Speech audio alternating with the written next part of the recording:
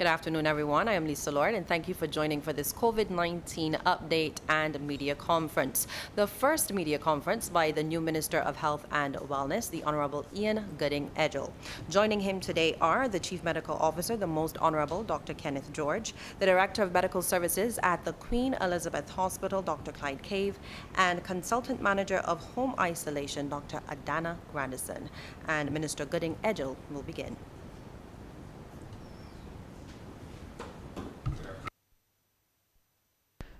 Good afternoon to members of the public and members of the media.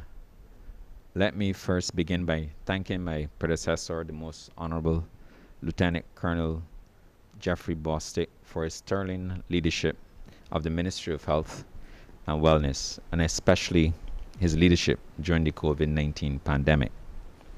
Let me also thank the several healthcare professionals and frontline workers who continue to help us during this critical period. My purpose at the media briefing is to introduce myself as the new Minister of Health and Wellness. As you know, I will be supported by my Minister of State, Dr. Sonia Brown.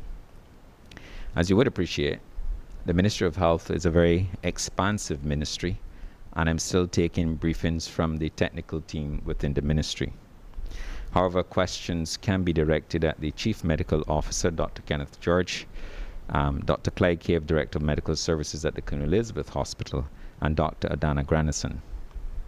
As we continue to monitor and respond to the current surge in COVID-19 cases and simultaneously move towards economic recovery, it's important to recognize that our relative success in managing this pandemic is due to the government's swift yet decisive actions in implementing preventative and protective strategies such as testing, social distancing, mask mandates, and vaccination. We have managed the Alpha, Delta, and now the Omicron waves, and we fully intend to do the same with the latter. At this halfway point in the Omicron surge, the Ministry of Health and Wellness continues to focus on expanding our laboratory capacity, self, home, and institutional isolation, non-pharmacological measures for infection prevention and control, and the promotion of the national vaccine program. We believe, based on current internationally accepted science, boosters offer the best opportunity for reducing severe infections, hospitalizations, and saving precious lives. And we are in the fortunate position in being able to provide such boosters to the Barbadian public. We have unfortunately lost 277 lives, and this represents a case fatality ratio of 0.9, which is indeed lower than all small island developing states, which is currently at 1.5%, and the global average of 2.2. Home isolation and home quarantine will therefore continue to play a critical role in managing the pandemic, with emphasis placed on managing ill persons and those at risk for severe outcomes such as the elderly and those with non-communicable diseases. I wish to caution the public that this health crisis is not yet over, and I therefore urge all Barbadians to continue to faithfully follow the universal precautions against COVID and the measures that have been put in place to safeguard us against this severe disease and death. I will also assure the nation that as Minister of Health and Wellness, I will continue the ministry's agenda for non-COVID healthcare such as mental health reform, non-communicable diseases, climate change, enhancing primary healthcare delivery, environmental health and vector control, promoting a good working environment, promoting policies and programs to support the healthy lifestyles in all sectors of our community, and improving operations of the polyclinic, the psychiatric, the geriatric, and Queen Elizabeth hospitals. We have already demonstrated our clear resolve to see this pandemic through. In relation to the COVID directive, the sole change will be the resumption of in-house dining in restaurants, providing that all infection prevention and controls are in place. The current directive expires on Monday, and the new COVID directive will be for 2 weeks. It is an undoubted honor to be given this ministerial responsibility for health and wellness. In carrying out my duties, I will of course build up the strengths and good work of my predecessor, the Most Honourable Lieutenant Colonel Jeffrey Bostick, and the experience and expertise of the professionals within the ministry. I will also have the benefit and guidance of the Most Honourable Senator Dr. Jerome Walcott, Senior Minister with responsibility for my ministry, and Dr. Sonia Brown, an accomplished medical professional in her own right. My approach to my new duties as Minister of Health and Wellness will be influenced by the management techniques and commercial skills gained from the private sector, from which I came to government. These factors went a long way in helping me bring about improvements enjoyed by the public in my previous assignment as Minister of Transport, Works and Resources. I thank you. Thank you very much, Minister. Dr. George. Good afternoon, everyone. And let me start by saying that Barbados continues to record increasing rates of newly confirmed COVID-19 cases. As you are aware by now, the Barbados COVID risk level is evaluated using 3 metrics: the R effective, the case counts, and the positivity rate. The R effective rate today is 1.2, and that suggests that there is spread within our communities. We like that rate to be 1 or less. And in addition, although there has been some fluctuation in our positivity rate, it continues to trend upward, with the highest being recorded at 26%. Many of you may know that I reported 2.5 weeks ago that there was a single case of Omicron in Barbados. I also at the time indicated that preliminary testing done at the Best DeSantis laboratory, based on what we term as S-gene failure, gave a good indication that Omicron was widespread in our communities. To date, we have gotten an additional 17 out of 20 samples from CARFA, and those 17 samples have been positive for Omicron. In addition, we have had close to 100% concordance with the samples done at the Best DeSantis Public Health Laboratory and those of CARFA. The Ministry of Health, within the last 4 to 6 weeks, has produced an Omicron surge plan.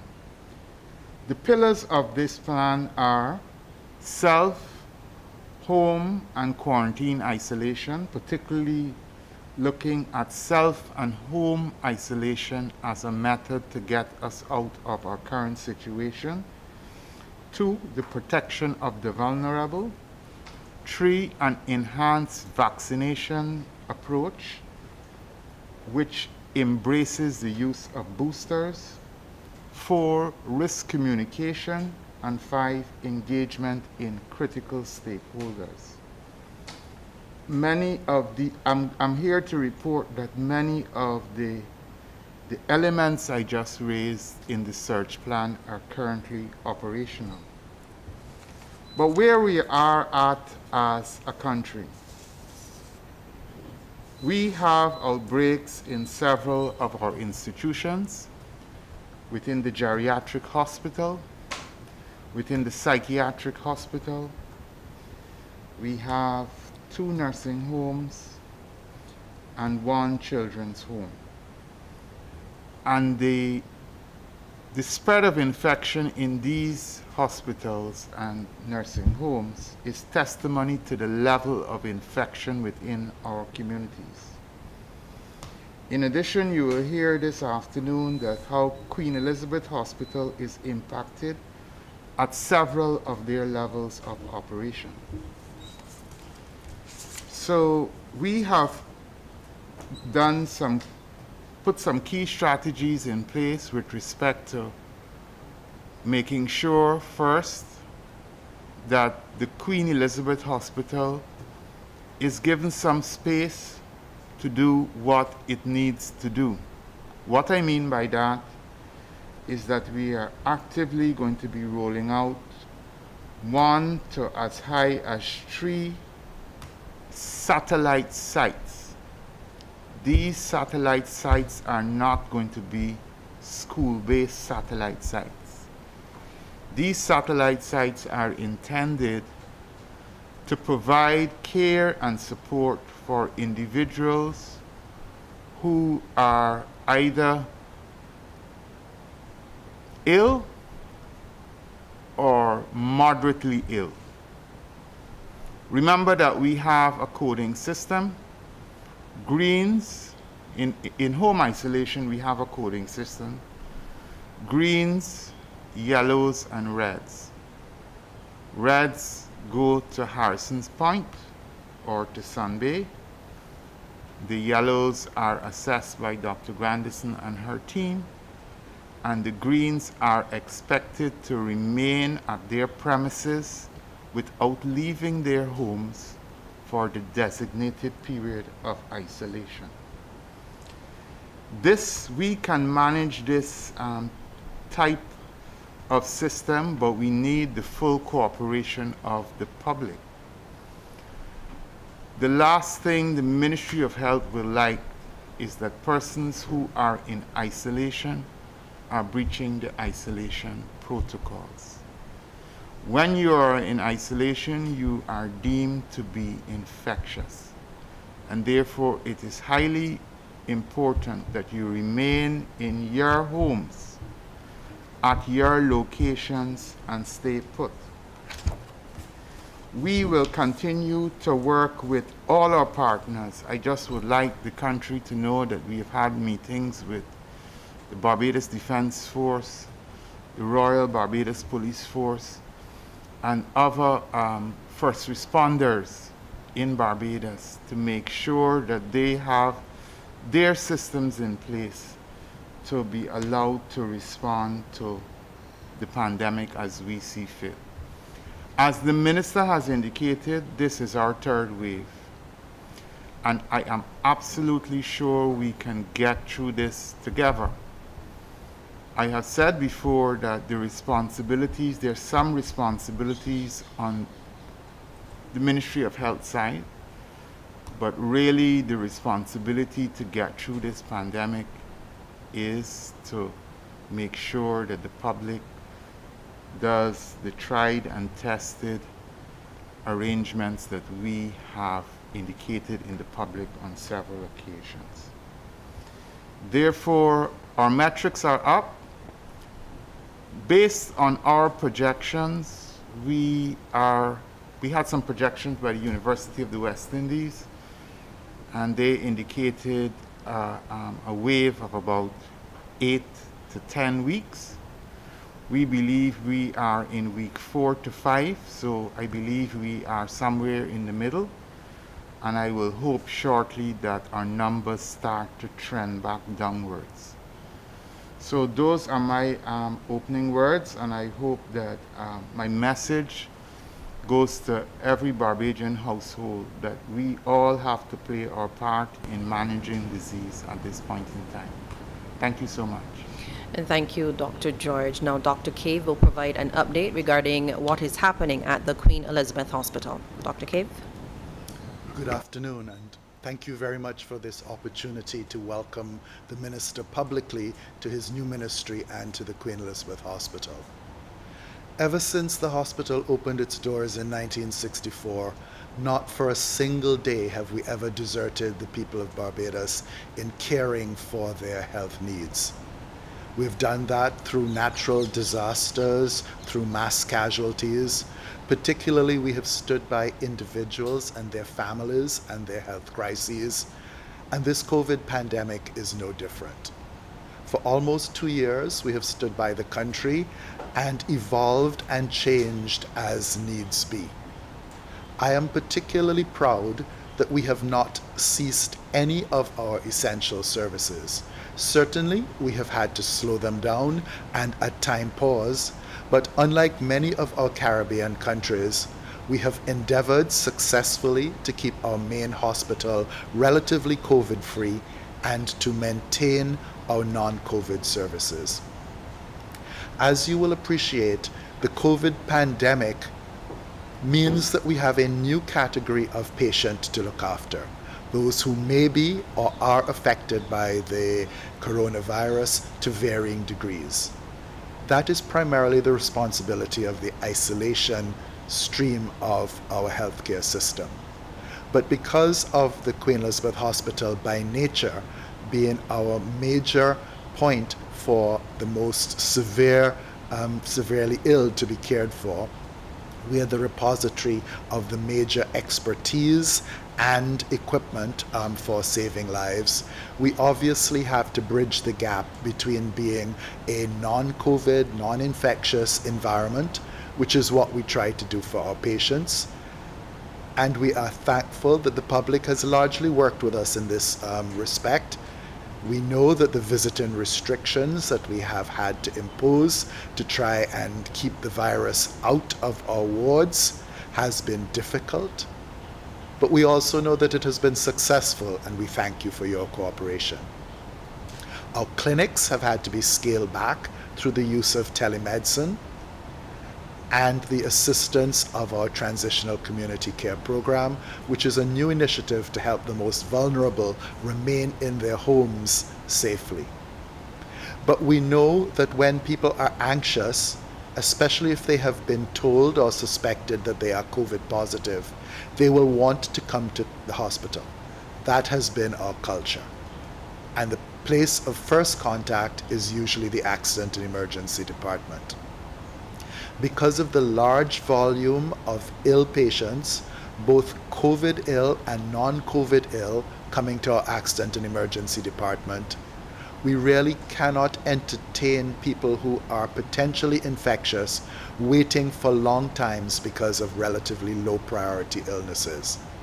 So to address that, as you've heard from the Chief Medical Officer, there will be satellite areas for COVID and COVID suspect people who are in isolation or quarantine and who have concerns, so that you can avail yourself of health care there without taking the risk of coming to the accident and emergency department, mingling with people who are potentially very ill and therefore able to spread the virus more than you would want. The new part of this virus, as it has affected us, is that not only are patients affected, but our staff. Like the country, we have had rolling numbers affecting various departments one at a time. So on a daily basis, we have had to shift the focus of providing resources to departments one at a time. Even with this, we have been able to maintain our emergency services and the basic care of the most vulnerable. This is in large part due to our surge planning, and we have to inform you that parts of the surge plan are operational in those departments most affected. So you will see a change in the wait time and the availability of many of the services that you are accustomed to, but they will return as soon as possible, and emergencies and genuine crises will always be taken care of. We ask, if you have any concerns, please to call our help desk 536-4800, where we have qualified health professionals standing by to address concerns without you showing up and taking the risk of being somewhere in person. As always, we are honored to partner with you in the care of your health. While we endeavor to do our part, we ask that you too follow the things that you know, can, and have worked to keep our country safe this far. Hand washing, vaccination and boostering, social distancing, and making informed choices so that you can minimize all the risk factors. We have vulnerable people in our population who depend on us all to look after them. We will work to fulfill our obligations. We thank you for doing yours too. Thank you, Lisa. Very much, Dr. Cave. We now go to Dr. Grandison.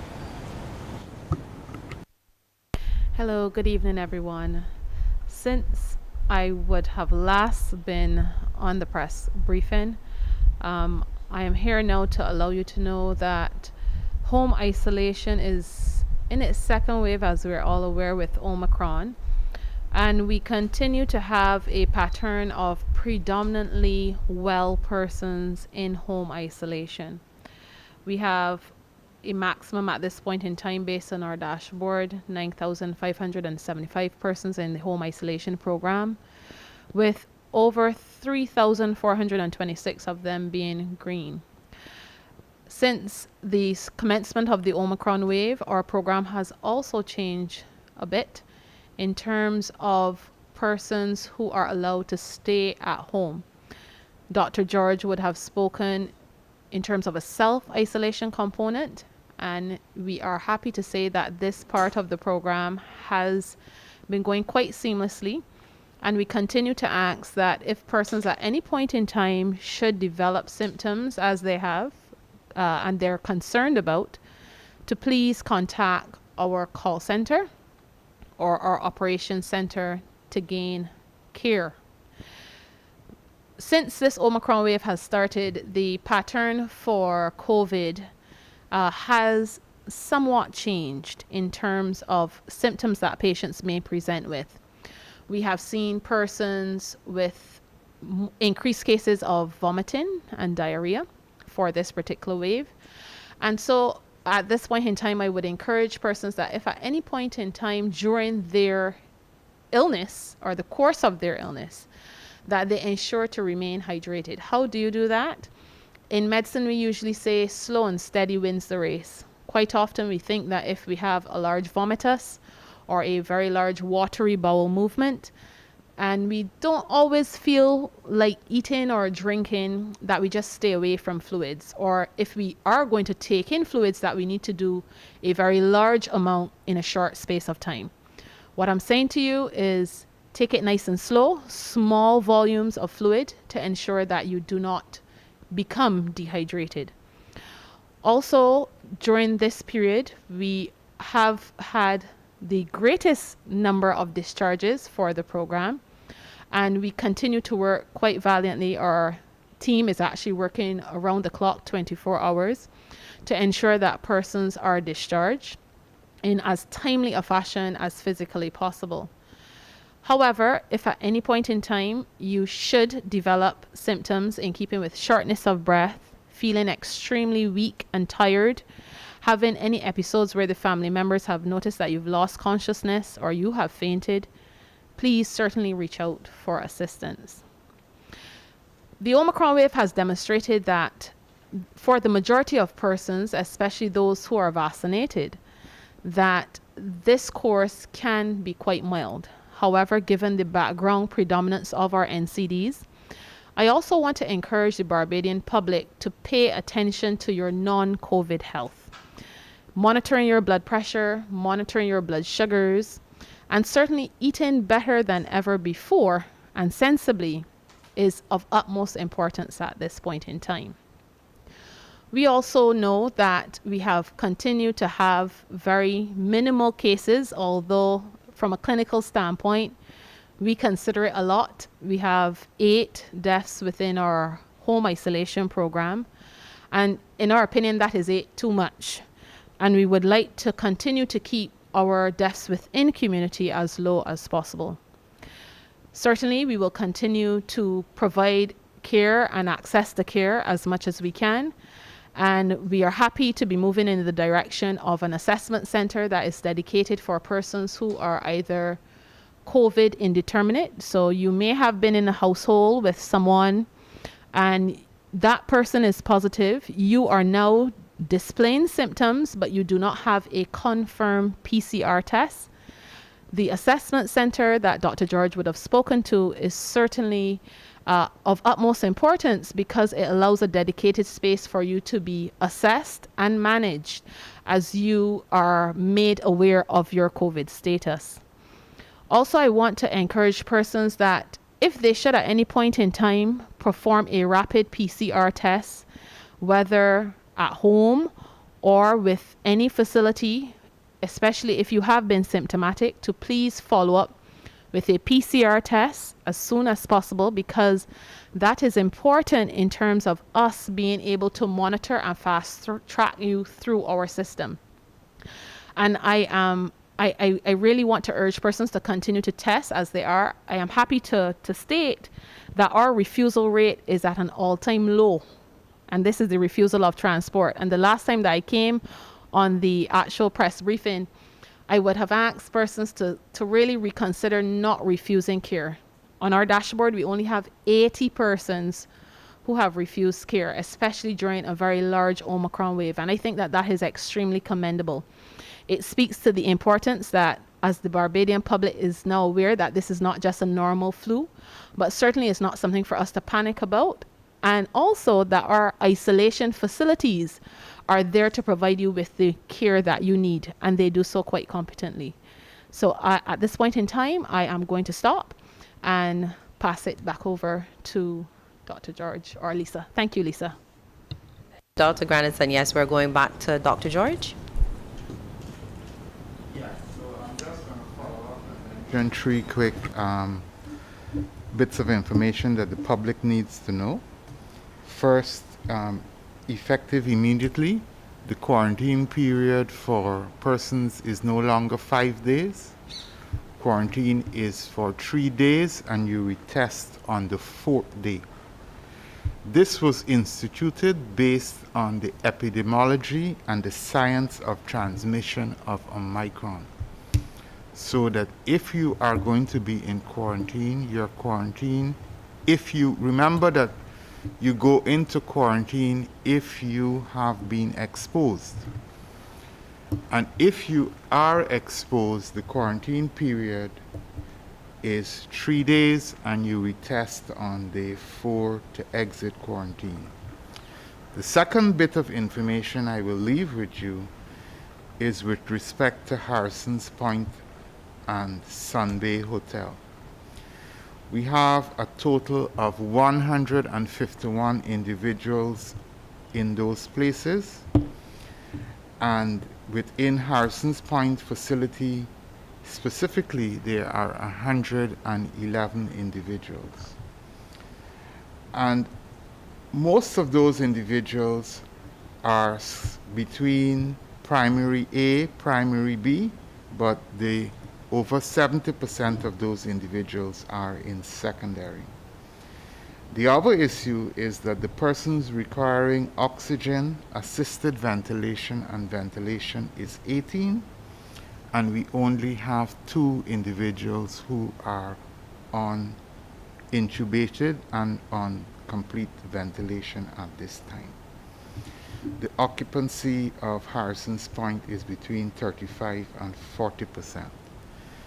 And finally, I will share with you today's results with respect to the level of disease that was reported on the 28th of January. There were 2,530 tests done.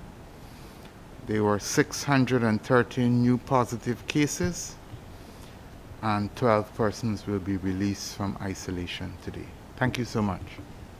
Thank you again, Dr. George. And as we open for questions, as customary, I'll just ask members of the media to identify themselves and the media house they represent before posing their questions. Trevor Thorpe, CBC News. Home isolation are 9,575. How is the unit coping with this number to date?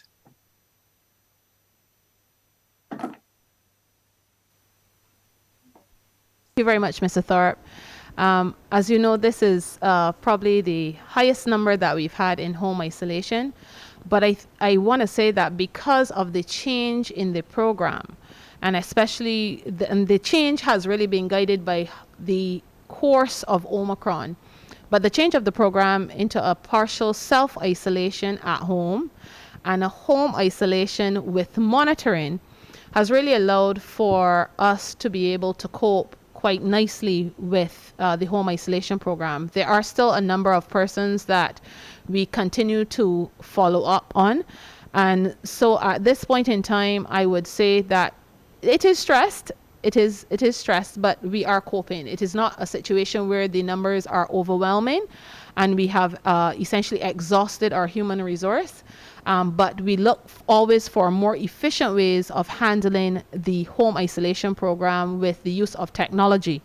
And every single day we have robust discussions about this, and we will hopefully soon be rolling out even another iteration to more efficiently manage the numbers and continue to cope with the numbers that we have. Okay, spoke of technology. What tickles my imagination is the electronic bracelets that were first mooted.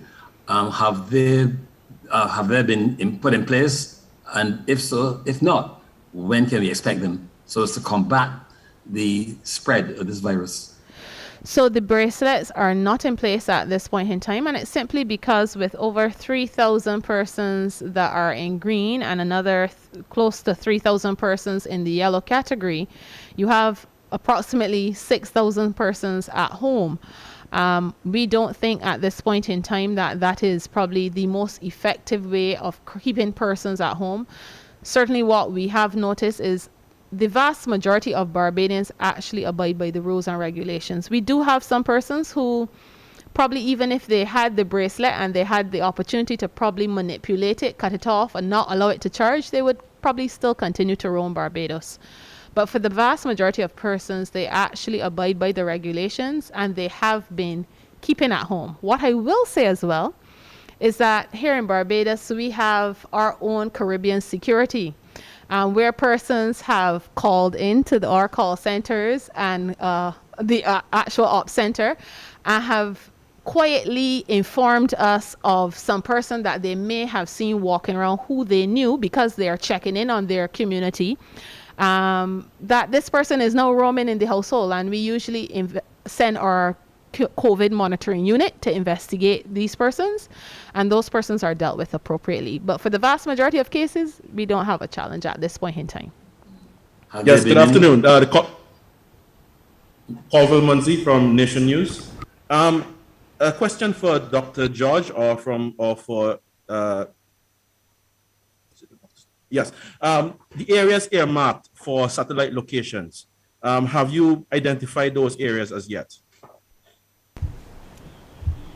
Yes, we have identified those areas, and we will be making a pronouncement on the actual areas shortly. The areas were strategically chosen. One of the areas is in Belleville. One area is in the east, in St. Philip, and one of the areas are in the north of the island.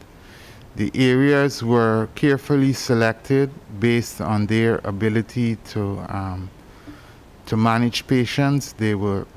Our teams did recce's to make sure that the outlay, etc., of those places are up to a minimum standard. And once the logistics have been completed, this can be actioned as early as next week.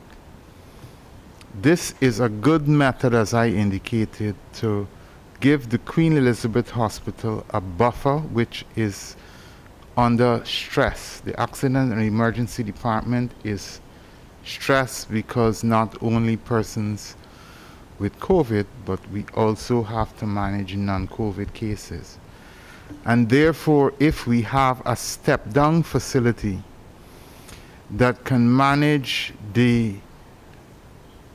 moderate and mild cases, persons presenting acutely, and manage within those facilities, certainly this will assist in the stresses to the Queen Elizabeth Hospital at this point in time.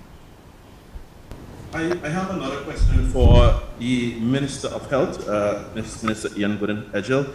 I hope I'm not throwing you off at the deep end at this point. I know that you have only been sworn in just last week. This week, sorry. Now, the human resources are obviously inextricably linked to the ability of the healthcare system to manage this wave.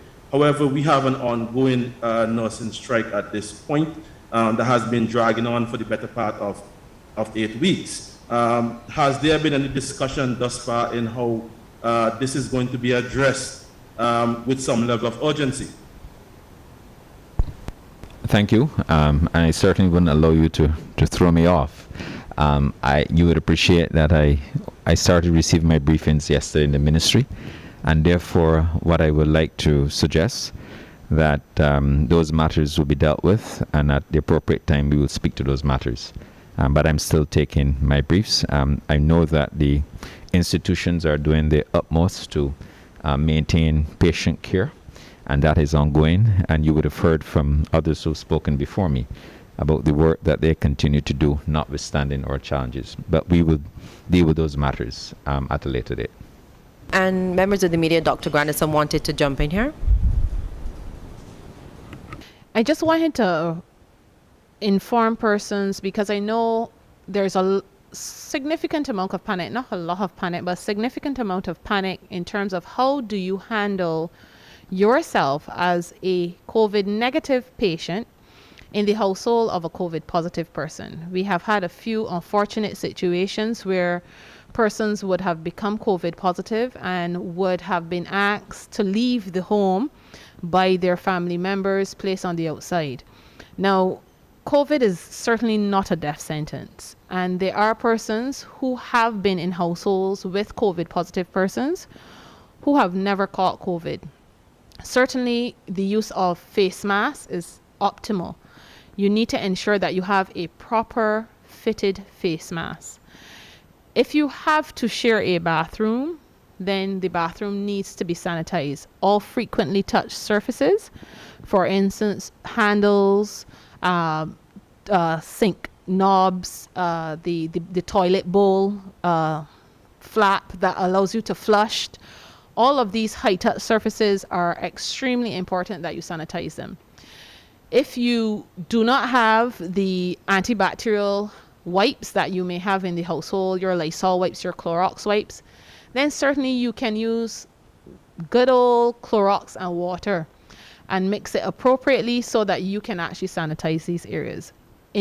I also encourage that persons who are isolating, so you're COVID positive, take the opportunity to be pampered a bit and allow someone who's not COVID positive to prepare your meals while you stay in your room, and allow them to bring the meals to you.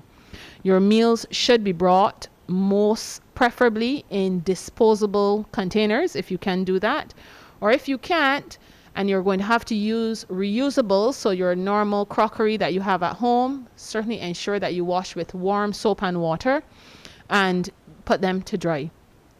During this time, you also want to ensure that if you at any point in time, because mental health is very, very important, if you have to come out of the room, even if it's to go to the bathroom or to go to the window, please make sure that you have on your mask while you are in the presence of your other family members.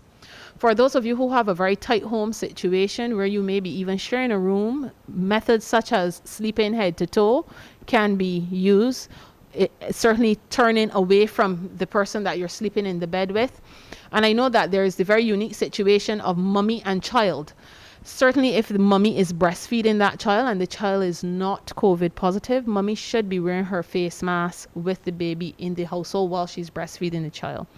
Mummy does not have to not breastfeed the baby. She can continue to breastfeed. It's just that she needs to continue to protect the child by putting on her face mask. So here are a few tips really to assist the public with coping with COVID inside of the home. Thank you, Dr. Grandison. Colville, I'm not sure if you had a follow-up. Yes, I had another question for Dr. George. I know that you would have mentioned that the Harrison's Point is at 40% capacity at this point, and I know we do have some international figures as it relates to the level at which Omicron, how severe, Omicron is at this stage as opposed to the Delta variant. What I want to know is what is the data showing on the ground? What is the rate at which persons are falling severely ill during this Omicron wave as opposed to during the Delta wave? Is it comparable in any way? I'm going to try to answer you. Although it's the same virus, it is two genetic forms which are actually quite different from each other. And therefore, although we learned from the experiences during the Delta wave, we cannot simply transpose it to the Omicron wave. As Dr. Grandison has indicated, a couple of things. The presentation is slightly different. And the reason why the numbers are down in HP is that many times persons are not presenting with the respiratory distress or respiratory failure that occurred with Delta.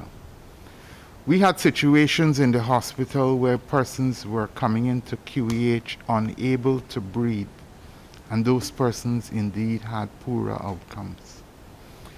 The other thing about Omicron is it's the same species, but it's a different form. So that the level, when you're exposed to Omicron today, within 2 to 3 days, you can become infected and later infectious. So that what we did in the Omicron surge plan is took out the key elements that we can add to the value of this plan, fully understanding that this Omicron was a unique virus or unique subset of the virus, and we tried to work with that. The issue of Omicron, it is extremely infectious, and therefore I am suggesting, and this has been discussed in the EOC, and I will add this to Dr. Grandison's comment, that persons within households who have positive and negative cases, those persons should wear double masks. Why? Because it is so much easy to transmit virus within close quarters. And this can be extended to individuals in the household, particularly if you are either overweight or have NCDs. While I am speaking, we also indicated that this virus tends to present with pre-renal failure, and pre-renal failure is usually triggered by first the onset of dehydration, and therefore that is why Dr. Grandison indicated some points to make sure that persons remain hydrated during this wave. So experiences were learned, yes, but you can't transpose all of those experiences to what is currently happening on ground now. Thank you. Next question. No. And Dr. Trevor Target. Sorry, beg your pardon. Go ahead, COVID. All right, final question from me, and this one is for Dr. Cave. Normally, we not after the wave of COVID, we normally expect an NCD wave as well. Are we on course for this time around? And what is the feedback that you're getting at this moment, especially with the outpatient clinics being somewhat stymied? What are you seeing on the ground? Yes, that's a very perceptive question. Our Barbadian population has a large proportion of elderly, and elderly people who are overweight have diabetes and hypertension. And we know that many of those people, while doing their best to follow the COVID protection protocols, have stayed away from the kind of health care that they would normally receive.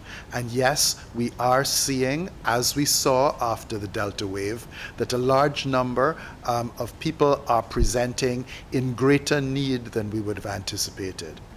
As Dr. George has said, there may be an additional effect of the Omicron virus specifically on people. So we have two streams of people who are in need of care.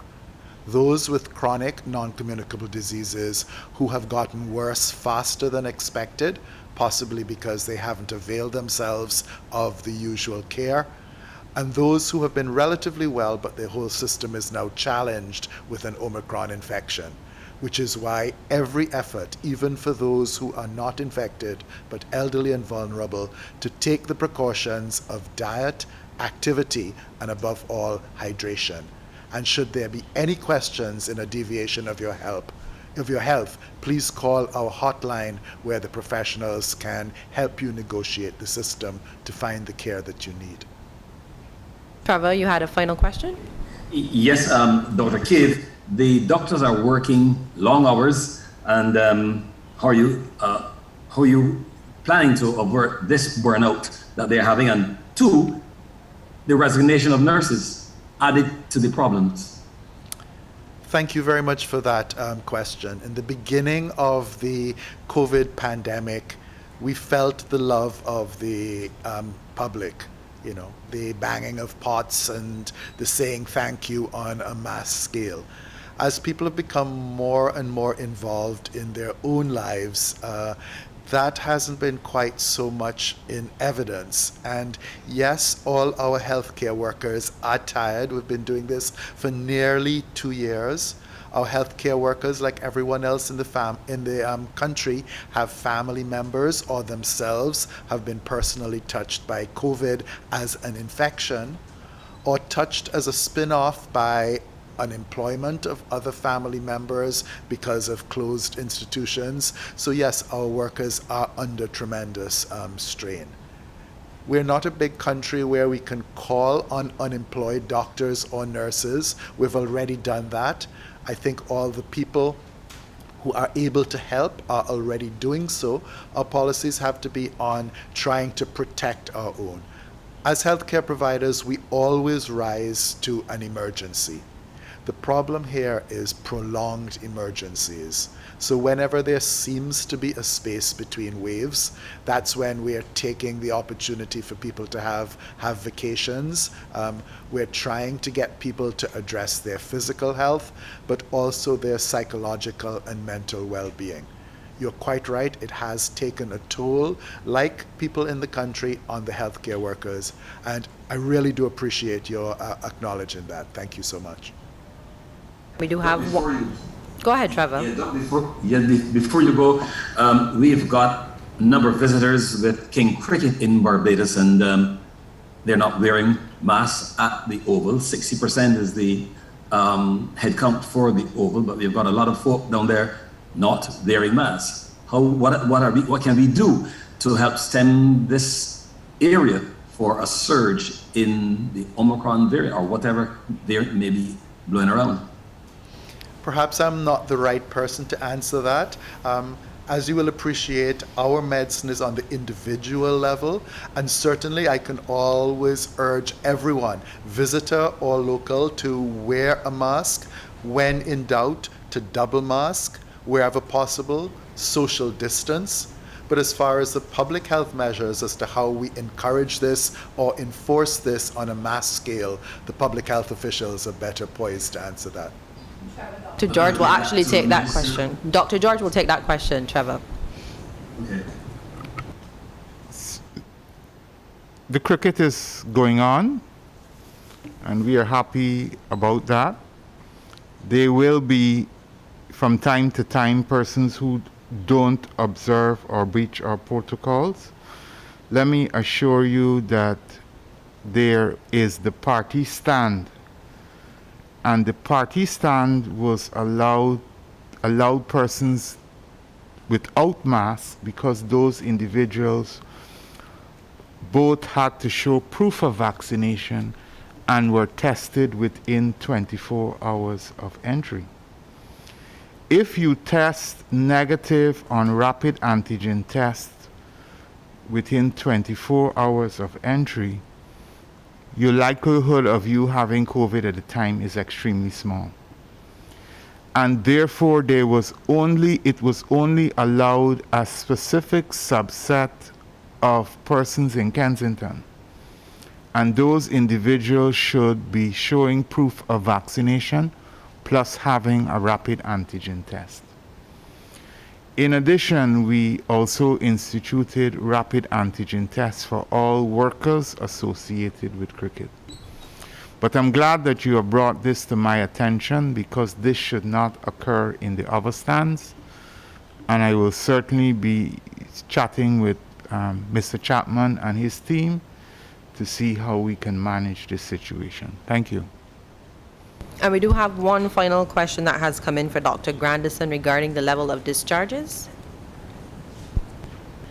Dr. Grandison? Thank you, Lisa. I do apologize for not mentioning this before, but our total amount of discharges at this time stands at 17,287. 17,287. Thank you very much. And the new minister, do you have any closing comments, sir? Thank you, Lisa. And let me also thank members present here at the table and who join us for this media briefing. I want to express my deep gratitude to you for taking the time out to address the country. Let me say that I would also want to thank the public for their continued adherence to the protocols and other control measures that we have in place. This is critical in our fight and certainly in our resolve to make sure we minimize the impact of COVID within the community. I would ask the public that they continue to be very patient with their healthcare professionals and give them their utmost cooperation. And the ministry's team remains committed to getting us through this challenge.